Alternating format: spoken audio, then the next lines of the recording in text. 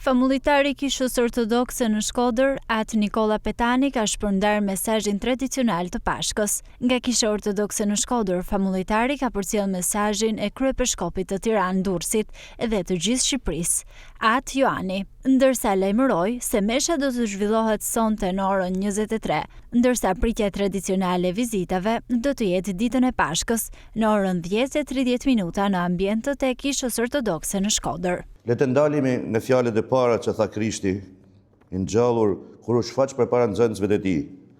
Ai nuk u dha as fitore, as lavdi, i dha as pushtet, por u tha paqja me ju. Hyrë në dhomë ku ata ishin mbledhur nga frika, dhe u dhuroi atyre që bota të mund të japë kur paqen, që nuk varet nga ky vend, por nga ekuilibra gjeopolitik, por dhe paqen që varet nga vetë Krishti. Por paqen e Perëndisë që ka përcjell çdo mendje.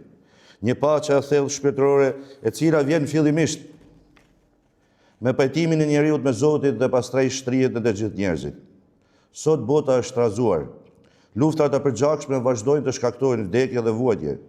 Frika, sepse ne mësëmja mbulon popujt e tërë, pas siguria troket kudo. Në mes të kësaj stuhie, Krishti i ngjallur përsërit paqe me ju. Ky nuk është thjesht një urim mirësjellëse shoqërore, por është një realitet ontologjik. Vdekja u mund, mos e keni frikë vdekjen. Në kohën që jetojmë, po përballemi me një formë të re vdekje. Mpirjen, indiferencën, ngurtësimin e zemrës, tharën shpirtërore në shoqëria që harroi Perëndin, jo sepse ju ndalua, por sepse zgjolli ta njerëzoj atje.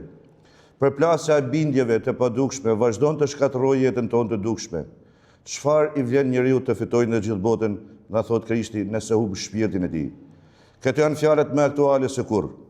Ndërsa ngjallja na zbulon një jetë më të vërtetë të madhe, ku ka Krishti në zemrën e tij, nuk i mungon asgjë. Dhe jo vetëm shpirtërisht, Zoti që u kujdes të ushqej 5.000 veta me bukë, Zoti ja shndërroi ujin në verë, Zoti thash ku kërkoni përpara Perëndin, atëherë çdo gjë do të shtohet. Ne e dimë se çfarë do të thotë ngjallje.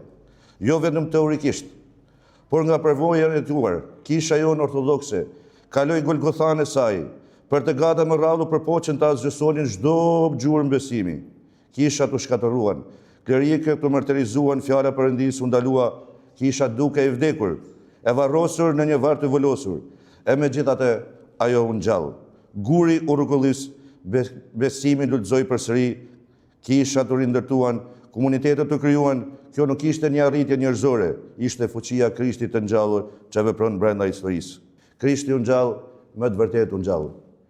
Në këtë moment paskal, pas urimit të Falëndërisë kryebiskopit tonë Anastas, bëj me dije që mesha është sot, pra ditën e shtunë në orën 23 për të gjithë besimtarët, dhe pastaj nesër pritja tradicionale ftoj gjithë qytetarët që kanë dëshirë të vinë të na urojnë për festin e Pashkës në orën 10:30 deri në orën 12 sati. Krishti u ngjall, bekimet e Zotit dhe me forcën e ngjalljes le të ecim përpara. Gëzuar.